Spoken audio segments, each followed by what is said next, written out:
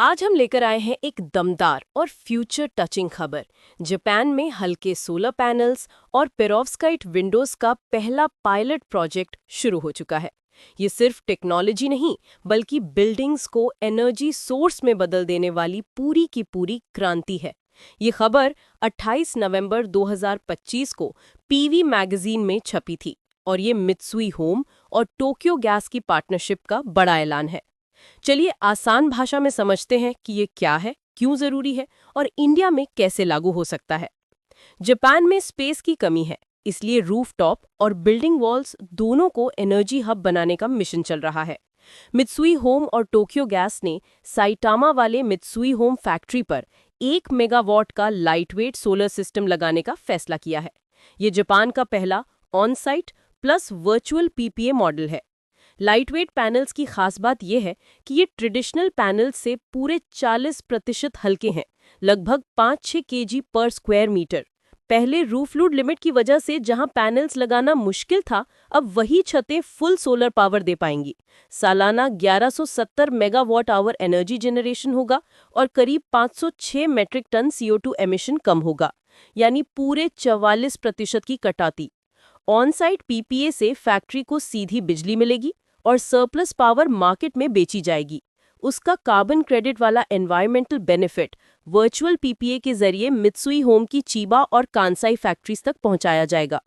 Japan की 7 strategic energy plan में 2030 तक सोलर कैपेसिटी डबल करने का टारगेट है और ये मॉडल रूफटॉप लिमिटेशंस और लैंड शॉर्टेज दोनों का सलूशन बन सकता है।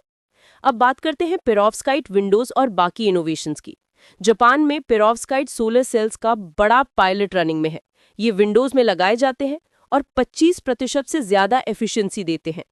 ट्रेडिशनल सिलिकॉन पैनल से हल्के, सस्ते और ट्रांसपेरेंट, मतलब ग्लास खुद पावर जनरेटर बन जाता है। तोशिबा और वाईके के एपी ने टोक्यो के टेलीकॉम सेंटर बिल्डिंग में इसका पायलट लॉन्च किया है, जहां खिड़कियां ही एनर्जी पैदा कर रही हैं। जुलाई 2025 में पीएक्सपी इंक और टोक्यो गैस ने लाइटवेट चैल्कोपाइराइट सोलर सेल्स डेवलप किए, जो इंडस्ट्रियल रूफ्स के लिए परफेक्ट है, जहां लोड कैपेसिटी कम होती है। सॉलिड स्टेट बैटरी वाला मोर्चा भी तेज है। जनवरी 2025 में टोयोटा, इडेमित्सु, मित्सुई किंजुकू और टीके वर्क्स को $660 मिलियन सब्सिडी मिली कमर्शियलाइजेशन के लिए। टारगेट है 2030। ये सारी डेवलपमेंट्स जापान को 2050 की नेट जीरो गोल की तरफ पुश कर रही हैं। अब सवाल, इंडिया क्या सीख सकता है? हमारे यहाँ रूफटॉप सोलर H1 2025 में 3.2 GW बढ़ा। पीएम सूर्य घर स्कीम में 1 करोड़ इंस्टॉलेशंस का टारगेट है, पर वही दिक्कतें, space shortage, load limit, surplus power sell issues. Lightweight panels और वर्चुअल पीपीए इंडिया में गेम चेंजर साबित हो सकते हैं। इंडिया में अडानी और टाटा पहले से एडवांस पीपीए मॉडल्स पर काम कर रहे हैं। महाराष्ट्र में रूफटॉप सोलर पर 78,000 रुपीज सब्सिडी मिलती है। लाइटवेट पैनल्स इंपोर्ट होने लगे तो 40% तक कॉस्ट कट हो सकती है। पेरोव्स्काइट विंडोज पर आईआईटी और एमएनआरई के प्रोजेक्ट्स भी चल रहे हैं। चैलेंजेस भी हैं। इंडिया में पैनल कॉस्ट जापान से ज्यादा है, 20 से 25 रुपए पर वॉट, और पेरोव्स्काइट की स्टेबिलिटी इशू है। लेकिन 2026 तक लॉन्गी जैसी कंपनियां इसे काफी सस्ता और स्टेबल बनाने वाली हैं। आखिर में, फ्यूचर की बिल्डिंग सिर्फ रहने की जगह नहीं रहेंगी, बल्कि पावर जनरेटर्स बनेंगी।